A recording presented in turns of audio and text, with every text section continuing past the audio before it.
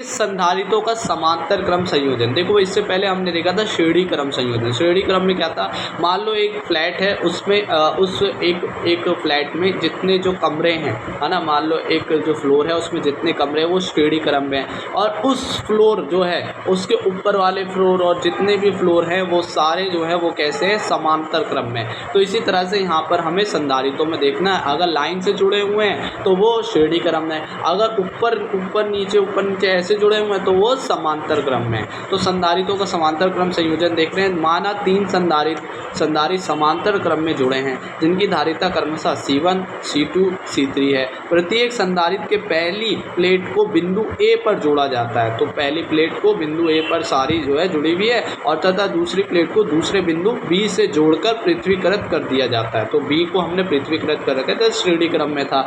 जब बिंदु A पर कोई आवेश प्लस Q दिया जाता है तो वह तीनों संधारितों के अनुपात में बढ़ जाता है। तो इस तरह से प्लस Q हमने जब आवेश दिया तो उसके कारण प्रेरण होगा और सामने वाले पे माइनस और Q आवेश होगा, और जो दूरवर्ती तल है वहाँ पर प्लस Q जो होगा पृथ्वी के उससे भूसंपर्कित हो जाएगा। तो यदि संधारित को क्रमशः Q1, Q2, Q3 आवेश प्राप्त हो तो यहाँ पर क्या होगा, देखो भाई, जो हमारा टोटल Q है वो क्या हो जाएगा, Q1 plus Q2 plus Q3।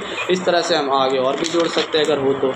अब ये समीकरण 1 मान ली। प्रत्येक संधारित की दोनों प्लेटों के बीच विभवांतर A और B के बीच विभवांतर क्या होता है, V होता है। मतलब यहाँ पर V जो है वो नियत रहता है, किसमें, श्रेणी क्रम समांतर क्रम संयोजन में। तो यहाँ पर हम क्या कह सकते हैं, संधारित क्या होता है, Q बटे में V होता है। तो V इज इक्वल टू में क्या हो जाए, आवेश यहाँ पर है ना Q, तो Q क्या हो जाएगा, CV हो जाएगा। तो यहाँ पर हम क्या कह सकते हैं, जो हमारा Q1 है वो क्या है, C1V है, Q2 C2V हो जाएगा, और Q3 क्या हो जाएगा, C3V हो जाएगा। अब इसी को हम क्या कर सकते हैं, हम यहाँ पर समीकरण 1 में लिख सकते हैं। समीकरण 1 क्या था, Q इज इक्वल टू में total Q is equal to Q1 plus Q2 Q3 था। अब यहाँ पर हम लिख देते हैं, हमें पता है Q की वैल्यू क्या होती है, CV होती है, जो हमने यहाँ पर निकाली है। तो CV इज इक्वल टू में क्या हो जाएगा, C1V plus C2V plus C3V। अब कॉमन V आ जाएगा और V से V कट जाएगा तो हमारा आंसर आ जाएगा C, जो है हमारा टोटल वो किसके बराबर होगा, C1 plus C2 plus C3। मतलब यहाँ पर श्रेणी क्रम में क्या आ रहा था, 1/C1 1/C2 1/C3 प्लस में हो रहा था, और यहाँ पर क्या हो रहा है, C डायरेक्ट जो है वो जुड़े हुए हैं। क्यों, संधारितों के समांतर क्रम में संयोजन में तुल्य धारिता प्रत्येक संधारित, जो प्रत्येक संधारित C1 है या C2 C3 है, के धारिताओं के योग के बराबर होता है। मतलब डायरेक्ट योग के बराबर होता है। उसमें क्या था, दोनों व्युत्क्रमानुपाती थे, 1/C is equal to 1/C1 इस तरह से था।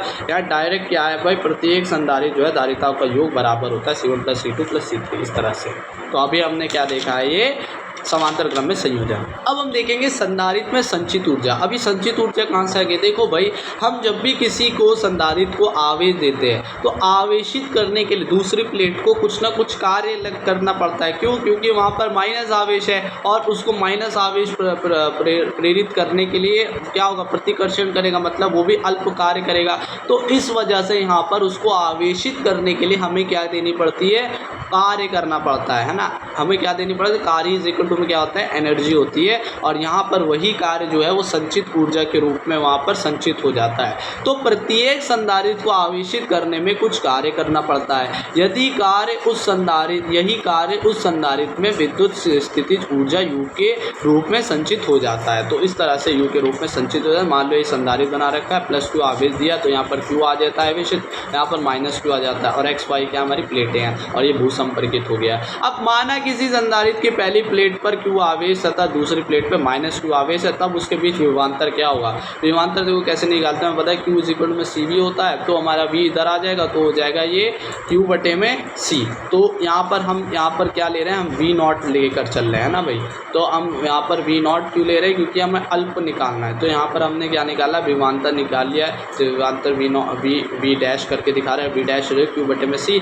अब देखो यहाँ पर हमें कार्य के लिए क्या लेना, ऊर्जा के लिए कार्य लेना पड़ेगा, और हमें पता है कार्य यहाँ पर कैसे निकलता है। देखो भाई, हमें पता है V इज इक्वल टू क्या होता है, W बाई क्या होता है, मतलब विभव क्या होता है, कार्य जो करना पड़ता है बटे में आवेश उसके अनुपात के बराबर होता है। तो W by V is equal W by Q होता है, तो W इज इक्वल में क्या हो, V इंटू Q हो गया।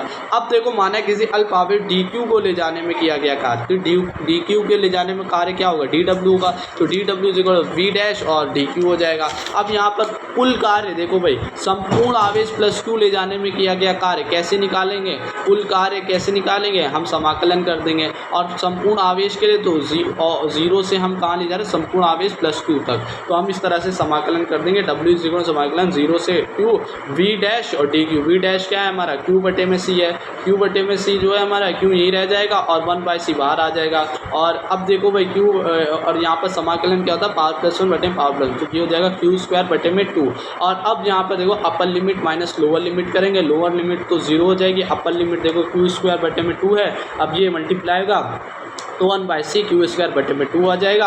और ये जब खुलेगा तो इस तरह से हमारा आंसर आ जाएगा। देखो हम किस तरह से इसे लिख सकते हैं, 1/c को हम 1/2 लिख सकते हैं और q² बटे c हम इस तरह से हम लिख सकते हैं। और यही कार्य संधारित्र में स्थितिज ऊर्जा के रूप में संचित होता है। तो इस तरह से अब देखो हम इसे अलग अलग वो भी समीकरण भी बना सकते हैं, जैसे कि भाई अलग अलग फॉर्मूले कैसे, मान लो c की जो q की वैल्यू है वो हमने cv लिख दी, जो हमें पता है आवेश = में क्या होता है, v के समानुपाती होता है, समानुपाती का चिन्ह के हमारा क्या आ जाता है, संधारित्र आ जाता है ना। तो यहाँ पर c आ जाएगा, तो यहाँ पर हम क्या कर सकते हैं, यहाँ cv लिखेंगे, cv² c से c कट जाएगा, तो यहाँ पर u = 1/2 और इंटू में cv², इस तरह से हमारा आ जाएगा, ठीक है ना।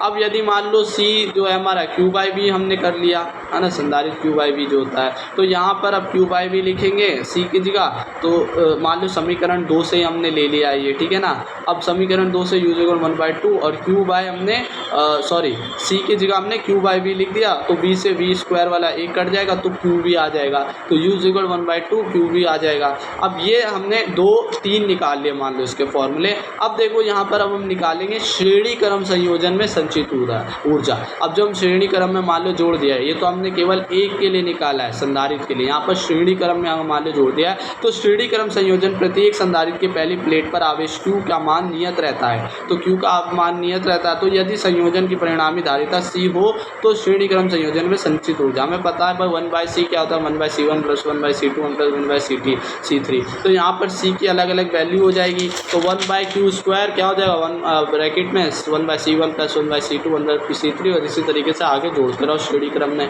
तो यहाँ पर देखो क्या हो जाएगा, समीकरण 4 से हम क्या कह सकते हैं, जब यहाँ पर हम इसके अंदर लिखेंगे तो 1/2 = में इंटू q²/c1 + 1/q और वही q 1/2 q² बटे में c2, फिर वही 1/2 q² बटे में c3। इस तरह से हम कह सकते हैं u1 u2 u3, इस तरह से हमारा टोटल u आएगा। तो u1 + u2 + u3 श्रेणी क्रम में इस तरह से होगा। अब जब हम समांतर क्रम संयोजन की बात करते हैं उसके लिए संचित ऊर्जा, देखो भाई समांतर क्रम संयोजन में सभी संधारित्रों के प्लेटों के बीच विभवांतर v नियत रहता है, जो हमें पता है। यदि संयोजन की धारिता c हो तो समांतर क्रम संयोजन, देखो हम पता है c = में क्या था, c1 + c2 + c3। तो यहाँ पर देखो हम यहाँ पर वो तो ले नहीं सकते हैं, क्या नहीं ले सकते हैं, क्योंकि यहाँ पर v नियत है, ठीक है ना।